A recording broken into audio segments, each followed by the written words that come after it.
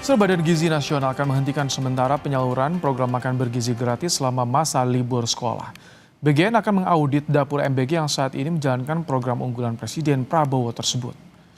Wakil Kepala BGN Agustina Rumsari menyatakan penghentian sementara penyaluran MBG akan dimanfaatkan untuk membenahi berbagai persoalan yang ditemukan dalam pelaksanaan MBG.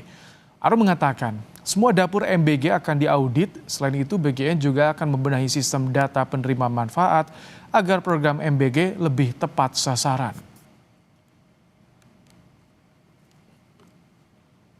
Kami juga memanfaatkan momentum untuk libur sekolah ini. Kami akan stop semua, kami akan audit semua dapur, sehingga nanti mudah-mudahan ketika nanti anak-anak sudah masuk sekolah, kita sudah lebih baik, kondisi di lapangan sudah lebih rapi gitu ya.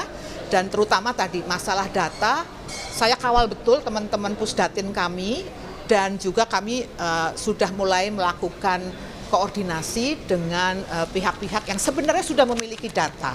Hanya mungkin di masa lalu kemarin ada yang versinya BGN yang tidak mau menerima data kami, atau sebaliknya yang mereka tidak kasih. Nah itu saya yakin sekarang ini adalah program prioritas, maka saya yakin dari kementerian lembaga pun akan mendukung kami.